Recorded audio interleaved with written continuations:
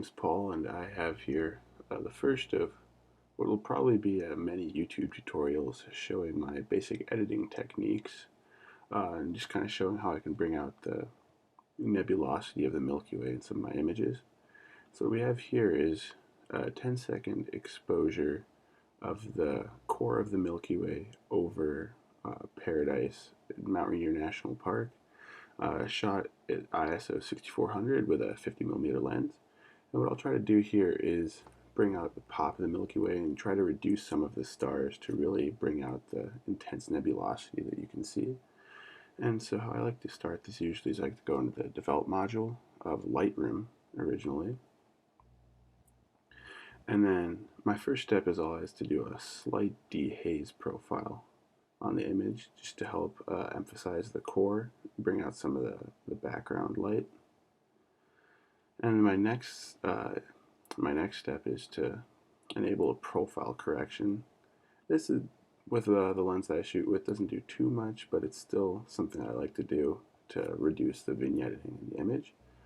And so with these first two basic adjustments, we can edit in Adobe Photoshop. Alright, so now we have our image imported into Photoshop. And so the first step that I take is to zoom in pretty close on the image, close enough where you can see the individual stars. My exposure time might have been a little long, but you have to zoom in quite far to see any star trailing. And I go to the eyedropper tool, select the eyedropper, and then I search for a pretty basic star, normal color and size, select it, and our next step is to go to Select, Color Range, and this will give you a map of where these colors are around the image. And I like to add a few other colored stars just to be safe, to make sure I can take most of the stars. And it's good to go to the edges of the image as well to make sure that stars around the edges get selected so we don't have too many missing stars. Okay, I think that's about good for now. Maybe throw in a few more in the core, but it looks to me like we've done a pretty good job. Alright, so now we just click OK, and we let Photoshop work its magic. And as you can see, zooming out, a lot of the core is taken, and then a lot of the residual stars in the outer reaches of the image are also selected. And so our next step will be going to Select, Modify, Feather. And with a 50mm lens, I like to set my feather to 1 pixel, but you can experiment with 2 pixels if you like. But for the purposes of the day, I'm going to stick with 1 pixel for my feathering. And this helps kind of smooth out the stars and make sure it's not too extreme with our next step.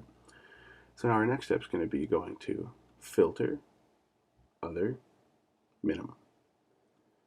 And so what this step right here is going to do is it's going to remove the stars. As you can see here, it's already doing a pretty good job. I like to set it with the 50mm to have it at 2.5 pixels because I think that's a good balance of removing the stars but also maintaining the structure of the image.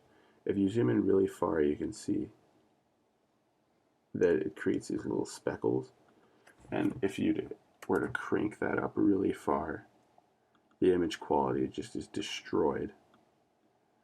Whereas if you were to go with almost none, it barely removes any stars. So I found in the 50mm, 2.5 is a pretty good middle ground to have. So now we can apply this to our image.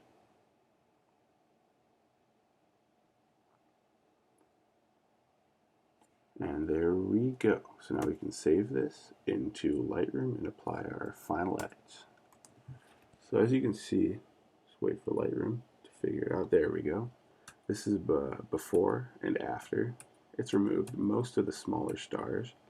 And while the image doesn't look too clean right now, this lets us really apply strong edits to pop the Milky Way out.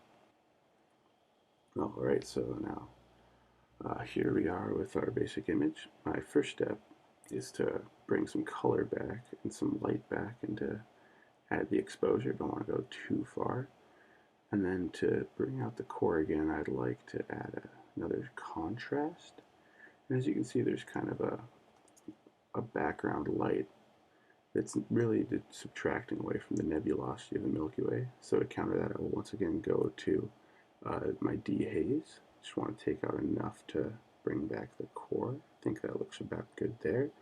And finally, as you can see, right around here in this area, the definition of the Milky Way is it's getting outshined by some background noise. And I usually think that subtracting some highlights away does a pretty good job getting rid of that.